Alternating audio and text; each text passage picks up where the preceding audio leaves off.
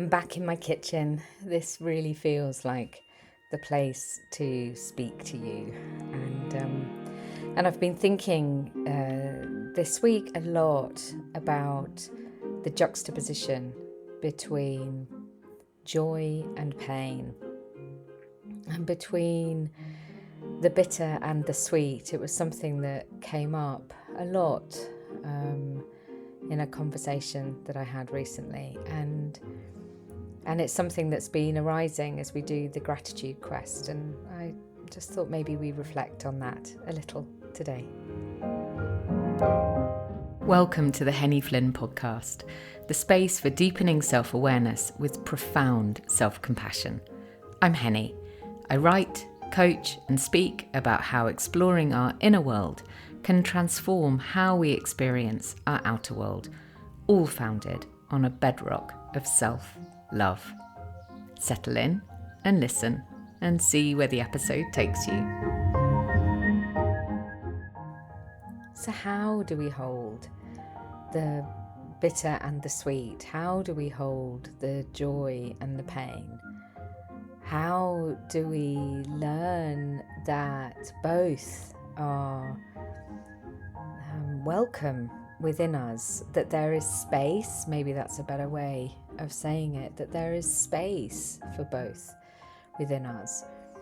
And also I think, just reflecting on the use of that word welcome, like actually for so many of us, when we have come through really challenging, painful times, it is very common for us to look back and to say, gosh, I wouldn't be without that time because of everything that it has given me, of everything it has shown me.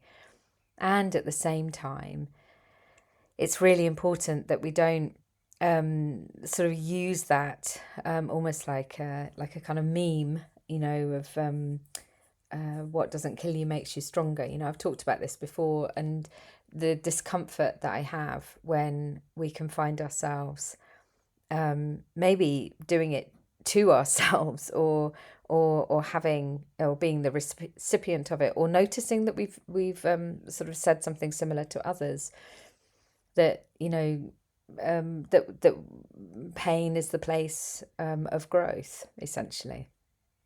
And while at times that might be true, at other times pain is simply pain. It is incredibly difficult to handle, and there are times when it feels impossible to hold the weight of our grief, the weight of our shame, the weight of our pain. And so in a sort of conversation I've been having recently, this concept, the juxtaposition between these two things, and this wonderful person that I was speaking with, they talked about, for them it kind of came down to this sense of the bittersweet, the bitter and the sweet, and how even something like cacao is a beautiful representation of the importance of both of those things in our lives. Because if you've ever drunk cacao without the sweetness of a little bit of honey in it, my word, you understand what bitterness is. And at the same time, if we put so much honey into the cacao that we drown out the bitterness, then we change the drink to such a degree that it's almost no longer cacao. So we're always looking to create this fine balance within the medicine of that drink. And I think it's a really beautiful, powerful metaphor for finding the way in which we can accommodate the bitter and the sweet within ourselves, and in the way we make room for both within ourselves. So I was also, as I was reflecting on this idea, I was thinking about, how has it been for me? And what's been my experience of holding these two things. And as part of my sort of learning, I worked with a really wonderful teacher um, who would speak about at the end of every practice, um, she would she would say something along the lines of, "I see you. I see you in your pain and your magnificence." And it felt like such a blessing to receive that, to be seen in my wholeness, and everyone I know who's been the recipient of that blessing has, felt something similar. It's a really wonderful thing to be seen in our pain and our magnificence. And at first I received it simply as that, of like, oh gosh, how lovely to be seen. How lovely to be seen in that way. It's a fairly kind of like surface level. How lovely to be seen in that way, but still, meaningful. And then through a extraordinarily painful part of my learning process, I had an awakening. These awakenings, they don't just happen once and done. That they're a continuous process of the waves kind of coming across the horizon and meeting us on the beach. There's this awakened moment of recognizing that for the majority of my life, I had held a very unconscious belief that you can either be holding pain or you can be holding joy. And at some point, when I was very young, I made the decision to hold joy. And for joy to be my anchor, my raison d'etre, my the feeling I wanted people to associate with how it was to be with me. But of course, that's unsustainable. We can't always be in joy, and so therefore, the energy that took for me to be like projecting that, whether or not it was received that way by others is kind of irrelevant, but like internally, like the effort it took to project that was, took its toll. And so therefore, at the same time as having these high highs, I would have these low lows where I would feel as though my joy had abandoned me, that all there was within me was pain. And I remember, during a devastating period of very personal grief, I remember saying to Anton at one point, I feel as though I'm never going to smile again, because the pain was so great. I thought it had washed away my joy. And then, of course, slowly over time, joy began to return and pain began to abate, and I kind of forgot again, and began like pushing the pain away and pushing the joy out, and back into that cycle, that pattern. And it took getting really ill 10 years ago now to begin to understand a little more about what was actually going to really serve me in the next decades of my life, next many decades of my life. And it was only sort of a few years ago, so sort of like, in this journey, that I had this moment of awakening where, again, in a very painful learning experience, I was able to understand deeply, viscerally, like down in the bottom of the bowels of my belly, like deep down. I was able to understand that within me, I have the capacity to hold my joy and my pain simultaneously. And I share it because I feel it had never occurred to me that it could even be possible to do that before. And of course, we have to come to these understandings ourselves. It doesn't matter how many times someone might tell us that it's possible for us. And we have to come to the deep understanding ourselves. But I also think it is useful to know that it is possible. It's useful to know that we have this capacity simply because of our humanity. And there's lots of science around this as well. Things like, oh gosh, that's so interesting. I'm so unwilling to sort of to go up into the headspace of the science that the particular bit of research that I want to share with you is completely gone from my head. So let's trust that. Let's not go up into our heads. Let's stay in the body, stay in the deep knowledge of the body.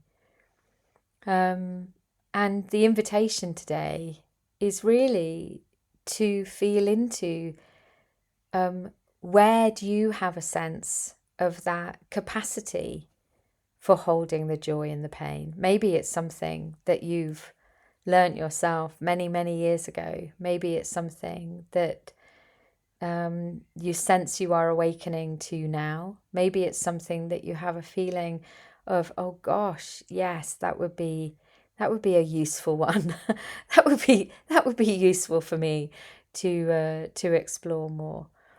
And maybe it sounds so alien that the potential of it is something that feels impossible to even consider.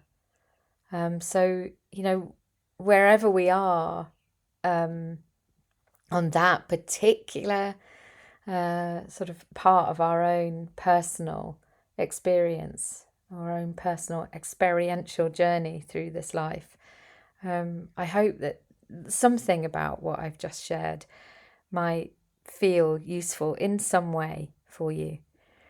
And to that point, I'd really love to close today with a poem from my darling girl, and it's one that I don't often share. I've realised there are certain poems from those books which feel very much like my kind of go-to places, when I have a sense, an urgency to share something from the wisdom of those bits of poetic prose.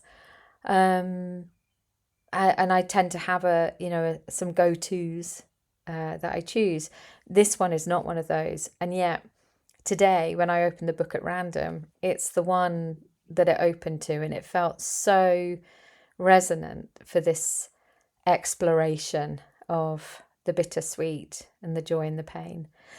And even as I say the bittersweet, I also, just to let you know, I've had Whitney Houston singing Bittersweet Memories over and over again in my head this morning.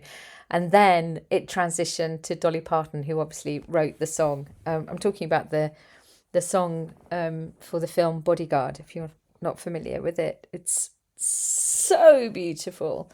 And Dolly's original version, oh my goodness me. Oh, that woman, she's very interesting, I think, Dolly Parton. That's a bit of a segue, isn't it?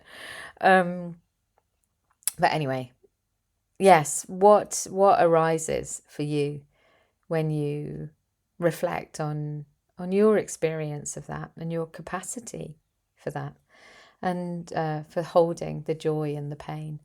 And yes, and I'll close by sharing this poem.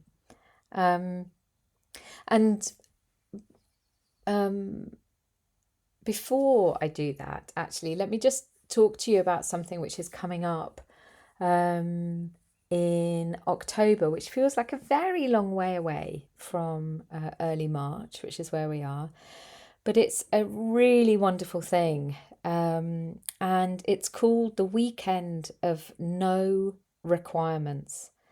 And in a way, it speaks to this capacity, this ability we have to sit with the joy and the pain, to hold the joy and the pain. Because sometimes also what we need is a place where we can lay it all down in the deep green grass and simply be, and simply have a sense of no requirements upon us for a time. And in this instance, for a few days, in a beautiful, luxurious, I use that word advisedly, a beautiful, luxurious house in the Marches in Herefordshire, very near to where I live. And there's a swimming lake, there are woods to walk in, there's big open fires, the bedrooms are glorious, with expansive views either out into the hills or up into the woods. And the whole weekend is deliberately crafted so that everything is intentional, of course, and that everything is a choice.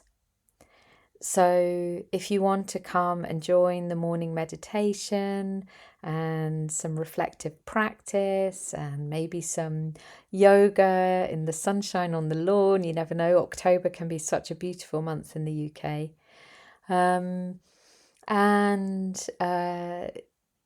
Delicious food, nourishing, delicious food, beautiful company. And if what you really need to do is to spend the weekend sitting by the fire with a good book, then you're very welcome to do that. And if you'd like to join in some of the creative practices, some of the reflective practices, drinking cacao together, even a hula hoop workshop on the lawn is something that we would love to be able to share. So some fun and lightness and some depth and breadth. All of it with no requirement upon you to be anything other than how you feel in that moment. And if that is calling to you, it's the 16th to the 19th of October in the UK. I'll put a link into the show notes for this episode, and you can always email me if you want to find out a little bit more about it. It really is going to be so, so wonderful. And then there's another thing coming up as well, which is another one of my small group courses. And this one is about awakening our hopes and dreams. I've talked a little bit about awakening already today. So this is about awakening or reawakening our hopes and dreams. And springtime can be such a beautiful time to turn our attention toward this. Up until the 18th century, March was when our new year began. It was actually when, in the Julian calendar, it was actually when we were sort of standing on the tipping point from one year into the next. And so really embracing that and feeling into, well, what are your hopes and dreams for this coming year, this coming 12 month? And how would it be to be able to sit with those, to explore them, maybe to see how it is, to reawaken them, to understand them a little bit more, in the company of a small and very kind and very compassionate group. Again, where there's no requirement on you to show up in any particular way. I hold the space so carefully. And really just as an environment to open up our self-awareness with that profound self-compassion that is so important in this work. So if that appeals to you, I can't remember the dates, which is really helpful, isn't it? But it begins in March anyway. And all of these small group courses, they run on a Thursday lunchtime, these short courses for small groups, they run on a Thursday lunchtime. So it's designed so that if you are in a working environment, you can take a lunch break, come along to the session, and then step back into work. And really to sort of try and make these as accessible as possible to as many people as possible. And hopefully at a time of day where our energy is a little bit higher, rather than always doing this kind of work in the evenings or at weekends. So Have a feel into if that works for you. There's a handful of places still remaining, and it would be wonderful to see you there too. So 2 lovely offerings, one the weekend coming up in October, and one the small group short course beginning this month. And I'm going to say goodbye now, and then I'm going to read the poem. And I send you so much love and a hug and a wave. And here's that poem from my darling girl. Show me what makes your tears fall. Show me what makes you tremble before dawn breaks. Show me what makes your heart sing. Show me everything that brought you to this place. Show me your tiny joys, your woes, your ancient fears. Show me all of who you are, and I will show you love. I will show you how broad is the sweep of my arms as I hold you tight. I will show you the expansiveness of my ever-opening heart that has space for every part of you. I will show you there are no scales upon which to be weighed. There are no measures that can find you wanting. I will show you there are no conditions for my love of you. I will show you there is just my love and you, which added up makes one, not two.